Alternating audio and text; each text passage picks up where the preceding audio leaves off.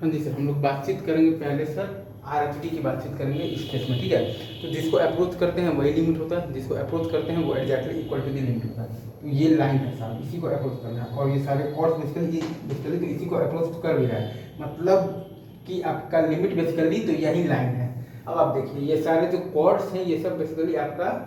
जो है ना कॉर्ड्स सारे, ये सारे आपके जो कॉर्ड्स हैं ये सब आपके लाइन ए बी को अप्रोच कर रहा है, ठीक है सर। मतलब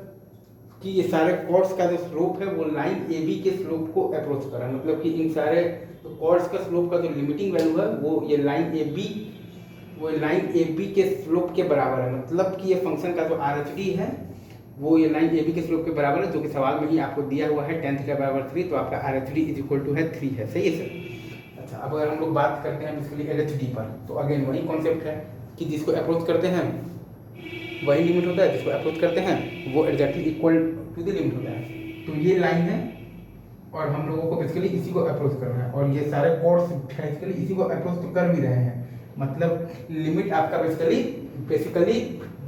तो यही लाइन ही है, ठीक है ना सर। मतलब कि ये सारे कॉर्ड्स जो हैं वो सब लाइन एसी को अप्रोच कर रहे हैं, मतलब कि ये सारे कॉर्ड्स का स्लोप जो है वो लाइन एसी के स्लोप को अप्रोच कर रहा है, मतलब कि ये सारे कॉर्ड्स के स्लोप का लिमिटिंग वैल्यू जो है वो ये लाइन एसी के स्लोप के बराबर है। मतलब कि ये फंक्शन का जो एल एच डी है वो लाइन एसी के स्लोप के बराबर है, जो कि इस केस में आपके पास दिया हुआ है, सवाल में ही दिया हुआ है tan थीटा बराबर -5, तो आपका एल एच डी बराबर आ गया है -5, सही है सर। अच्छा, अब अगर आप यहाँ पर बात अगर आप करेंगे,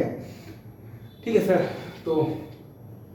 यहाँ पर अगर हम लोग पहले आर एच डी की बात करेंगे तो अगेन सर कॉन्सेप्ट तो वही है कि जिसको अप्रोच करते हैं वही लिमिट होता है, जिसको अप्रोच करते हैं वो exactly equal to the limit होता है। तो ये लाइन है सर, इसी लाइन को अप्रोच करना है और ये सारे कॉर्ड्स बेसिकली इसी लाइन को अप्रोच कर भी रहा है, मतलब लिमिट आपका बेसिकली तो यही लाइन ही है, ठीक है ना सर। मतलब कि ये सारे जो कॉर्ड्स हैं ये सब लाइन ए बी को अप्रोच कर रहा है, तो ये सारे कॉर्ड्स का स्लोप जो है ये बेसिकली तो वो ये लाइन ए बी के स्लोप को अप्रोच कर रहा है, ठीक है सर। मतलब कि ये सारे कॉर्ड्स के स्लोप का लिमिटिंग वैल्यू जो है वो लाइन ए बी के स्लोप के बराबर है, मतलब कि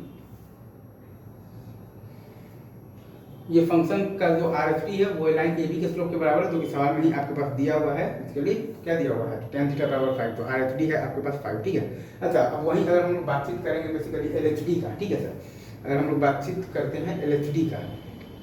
तो उसमें भी अगेन सेम वही कॉन्सेप्ट है,